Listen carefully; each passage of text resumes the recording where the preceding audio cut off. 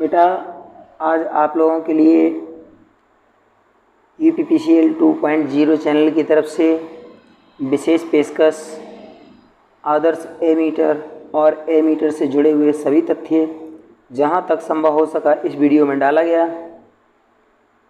मैं जितेंद्र सर आप सभी लोगों का स्वतंत्रता दिवस के अवसर पर हार्दिक स्वागत और अभिनंदन करते हैं।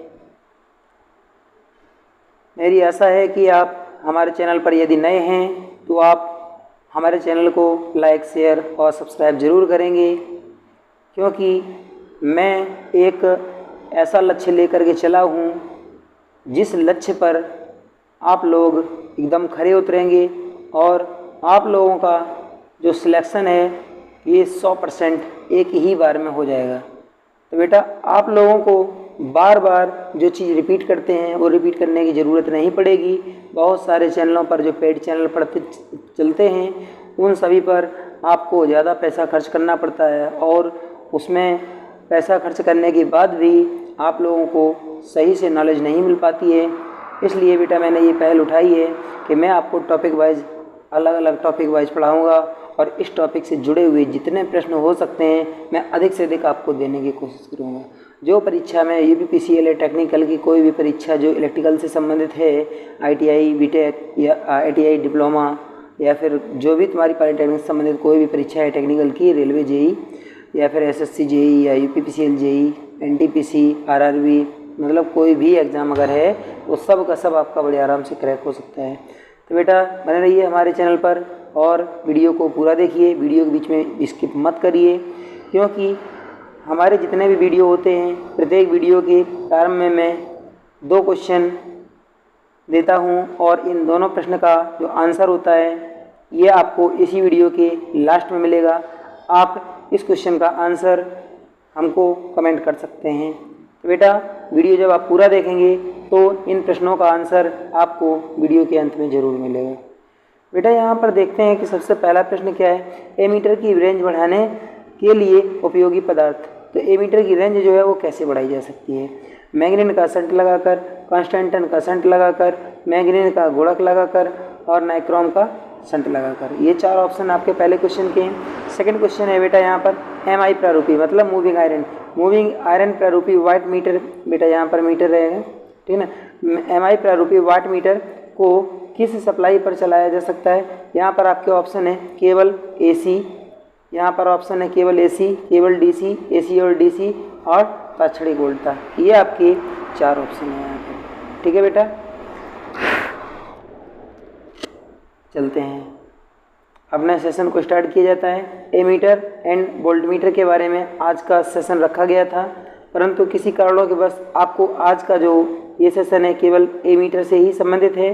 बेटा जो वोल्ट मीटर का सेशन है ये आपको हमारे नेक्स्ट वीडियो में मिलेगा और इसी वोल्ट मीटर के ही वीडियो में आपको एमीटर और वोल्ट मीटर दोनों से संबंधित न्यूमेरिकल क्वेश्चन जो परीक्षा में पूछे जाते हैं इनकी रेंज बढ़ाने वाले, वो हम सब के सब क्वेश्चन आपको एक साथ प्रदान कर देंगे, जिसमें से 100% क्वेश्चन पेपर में ज़रूर फंसेगा जाके। तो बेटा हमारे प्रत्येक वीडियो का एक टारगेट है कि आप किसी भी परीक्षा में बैठेंगे जा करके आपके पेपर में क्वेश्चन 100 में 100% ज़रूर फंसेगा जाके। वो तो आप हमारे वीडियो को देखने से ही पता लगा लेंगे बेटा, ठीक है।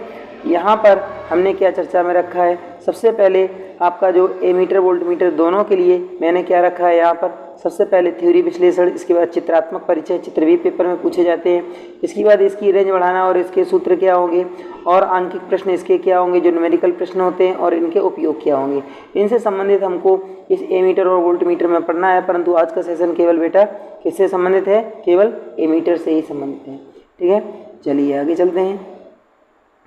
हमारा आज के सेशन में एमीटर से रिलेटेड कुछ महत्वपूर्ण प्रश्न हैं। तो बेटा जो एमीटर होता है उसकी जो कुंडली होती है मोटे तार की बनी होती है और इसमें 1 से 5 तक फेरे होते हैं। एक तरीके से कहेंगे हम इसमें फेरों की संख्या जो है वो कम होती है, फेरों की संख्या कम होती है और इसका तार जो होता है वो मोटा रखा जाता है, ठीक है। इसको याद रखेंगे आप। सेकेंड पॉइंट हमारा है कुंडली से संपूर्ण धारा प्रवाहित होती है।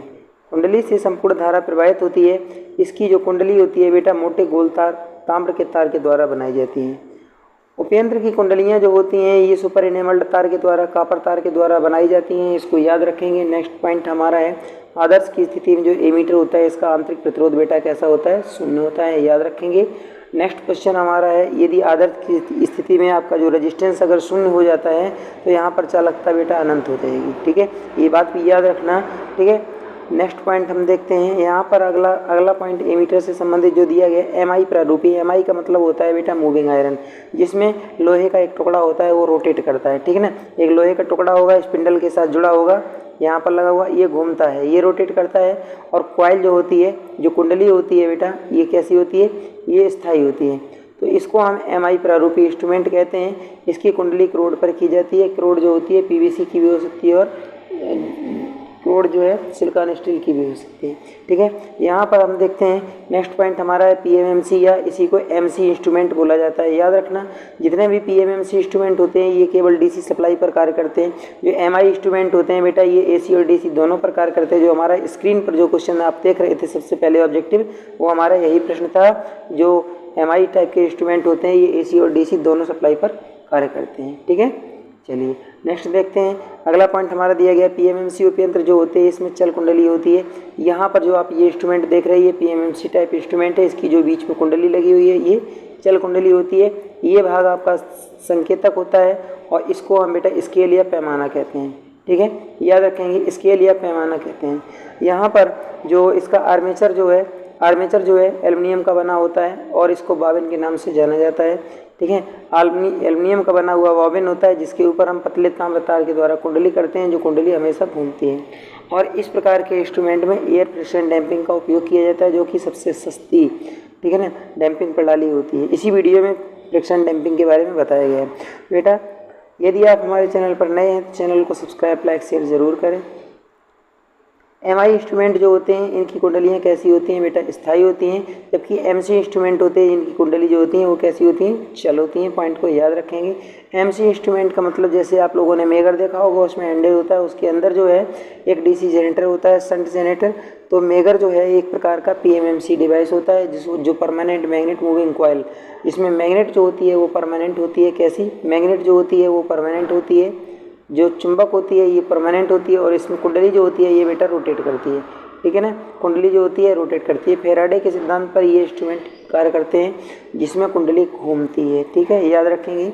हमारा एमीटर से ये संबंधित नेक्स्ट पॉइंट है। यहाँ पर एमीटर का जो संकेतक होता है बेटा, जो सूचक होता है, ये जो संकेतक लगा हुआ है ये एल्युमिनियम का बना होता है, जबकि जो पैमाना या स्केल जो होता है यहाँ पर जो रीडिंग दिखाई देती है ये स्केल जो होता है ये भी एल्युमिनियम की प्लेट होती है, ठीक है ना। और जो एमीटर होता है बेटा, एमीटर की जो कुंडली होती है उसको पूरे के पूरे एमीटर को कुंडली सहित हम कैसे जोड़ते हैं, लोड के श्रेणी क्रम में संयोजित करते हैं। इसको आप यहाँ पर देख सकते हैं। जैसे मान करके चलिए कि यहाँ से ये सप्लाई आई है और इसमें यहाँ पर ये मीटर की कुंडली हो गई और इसको इसके साथ में ले जा कर के गए और यहाँ पर ये भार जोड़ दिया गया, ठीक है।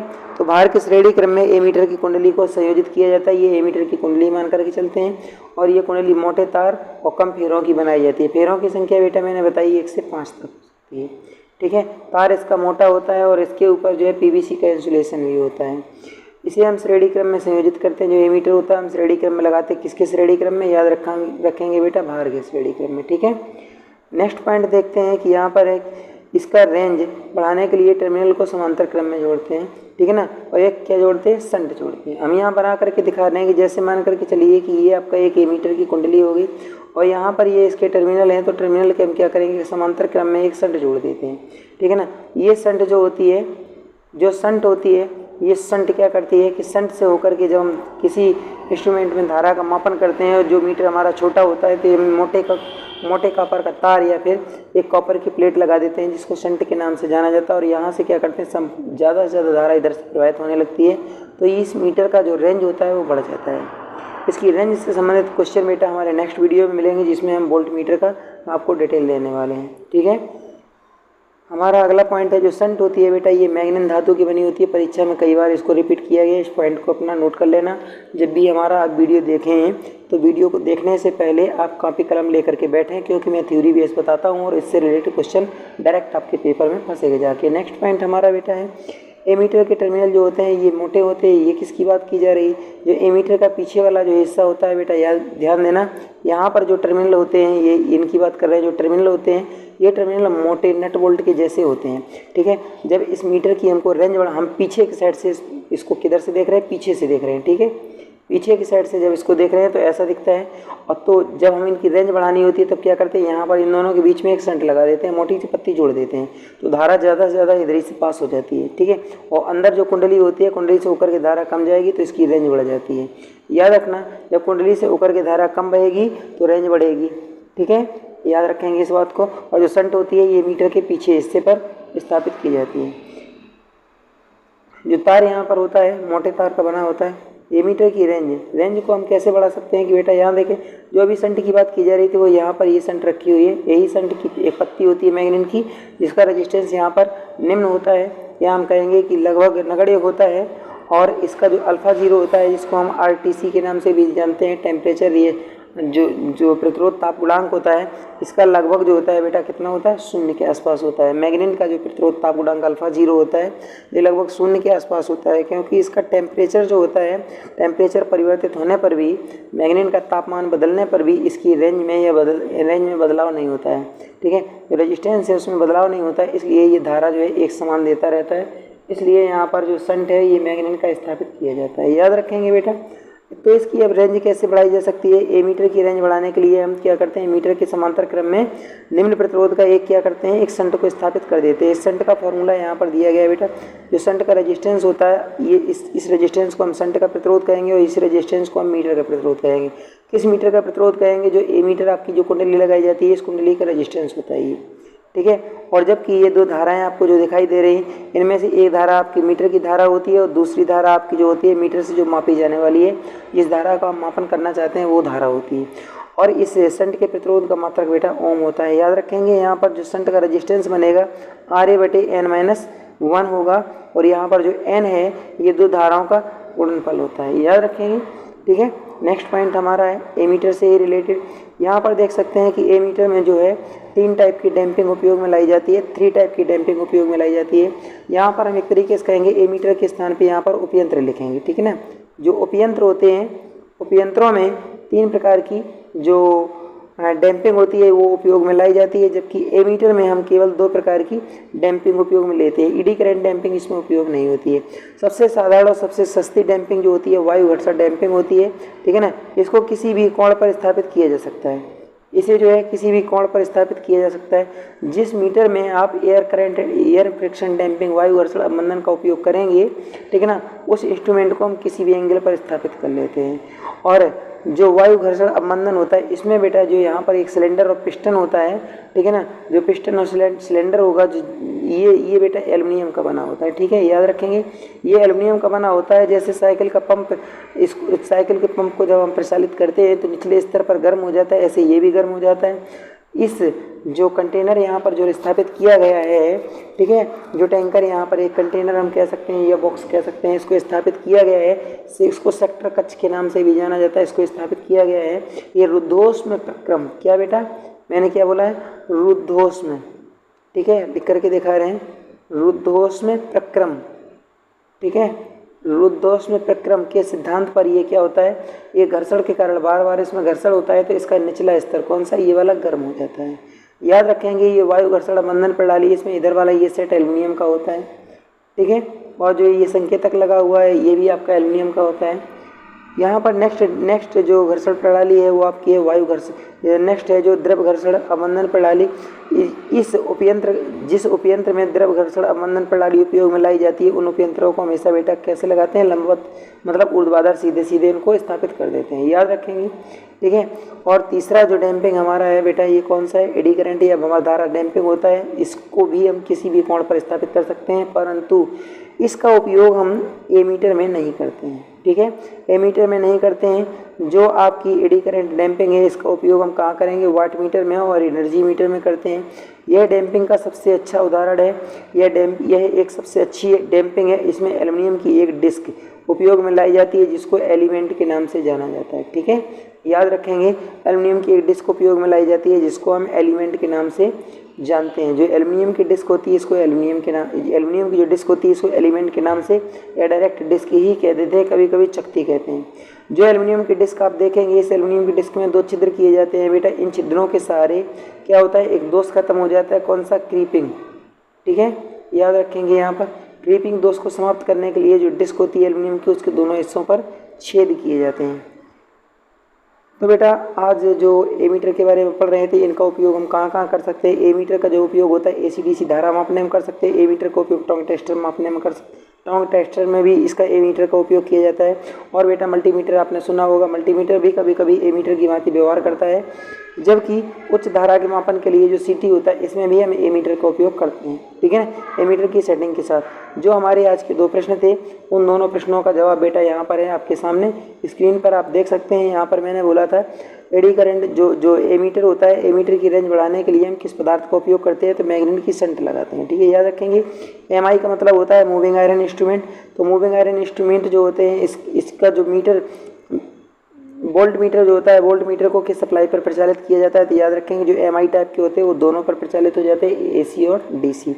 ठीक है, पिछले वीडियो के हमारे यहाँ पर 2 प्रश्न दिए गए हैं बेटा। ये हमारे में ऑफर चलता है, जो आप पिछले वीडियो अगर हमारे नहीं देखे हैं तो उसका यहाँ पर 2 प्रश्न दिया गया है। इन प्रश्नों को देख सकते हैं ध्यान से। स्प्लिट इंसुलेटर का पिछला वीडियो था, आपने अगर नहीं देखा है तो हमारे आई बटन पर जाएंगे तो आपको इंसुलेटर के वीडियो मिल जाएंगे, या फिर इन स्क्रीन पर देखेंगे तो वहाँ भी हमारी प्लेलिस्ट मिल जाएगी।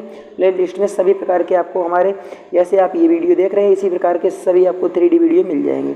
ठीक है बेटा, तो यहाँ पर स्प्लिट इंसुलेटर जो होता है ये सबसे छोटा इंसुलेटर होता है जो वितरण लाइनों में उपयोग में लाया जाता है। जब आप इंसुलेटर का वीडियो देखेंगे तो उसमें इसका आपको चित्र भी मिल जाएगा। तो यहाँ बेटा वितरण लाइन की केज गार्डिंग जो होती है, केज गार्डिंग में स्थापित करते हैं, जबकि पिन इंसुलेटर का उपयोग जो अधिकतम हम 33 kV तक कर सकते हैं। बेटा कैसा लगा हमारा आज का वीडियो? यदि वीडियो अच्छा लगा है तो वीडियो को लाइक शेयर सब्सक्राइब करना ना भूलें। Thank you for watching. जय हिंद, वंदे मातरम। आप सभी लोगों को हमारे तरफ से 15 अगस्त अर्थात स्वतंत्रता दिवस की 77 स्वतंत्रता दिवस की हार्दिक शुभकामनाएं।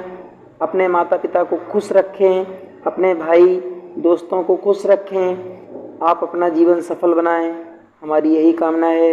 आप हमारी वीडियो को साथ साथ में शेयर भी करें और हम आपके लिए मेहनत करते हैं, अच्छी तरीके से वीडियो भी बनाने की कोशिश करते हैं, जितना हो सकता है अधिक से अधिक कंटेंट देने की कोशिश करते हैं।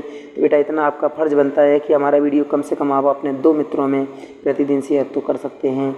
आपको केवल 30 सेकंड का टाइम लगेगा और कम ही लगेगा, हमको बेटा पूरा दिन लग जाता है एक वीडियो सोचने में और सेट करने में, प्रश्नों को खोजने में। तो बेटा आप लोगों से इस 15 अगस्त की उपलक्ष्य में आप लोगों को मैं एक ऑफ़र देता हूँ और मैं कहता हूँ कि जितना भी हमारा वीडियो यूट्यूब पर डाला जाएगा या यूट्यूब पे नहीं भी डाला जाएगा वो भी सब का सब आपको मुफ्त में मिलेगा। कहीं भी आप हमारा वीडियो देखेंगे तो आपको एकदम बिल्कुल फ्री रहेगा। यदि हमारा वीडियो को कोई भी कॉपीराइट करता है या बेचता है तो इसकी शिकायत आप हमारे पास ज़रूर करेंगे, हम उसके ऊपर एक्शन लेंगे। ठीक है बेटा, और आपके लिए जो UPPCL की परीक्षा आ रही है, इस परीक्षा में निकलवाने का मैंने वादा किया है। तो मैं आपको प्रतिदिन आपको 1 या 2 टॉपिक का वीडियो हर दिन प्रदान करेंगे। अभी बेटा कुछ प्रॉब्लम इशू हो रही है हमारे सिस्टम में, इसलिए यहाँ पर लाइव हमारा क्लास नहीं चल पा रहा है। कुछ दिन में हमारा क्लास लाइव भी चलने वाला है, जिससे आपको बहुत ही ज़्यादा फ़ायदा होगा, क्योंकि जितने समय में मैं ये वीडियो बनाता हूँ उससे कई गुना ज़्यादा प्रश्न हम आपको वहाँ पर प्रत्यक्ष रूप से बता सकते हैं। ठीक है बेटा, तो हमारे वीडियो पर कैंडिडेटों की संख्या बढ़वाइए, आपसे हमारी यही उम्मीद है। Thank you for watching. जय हिंद।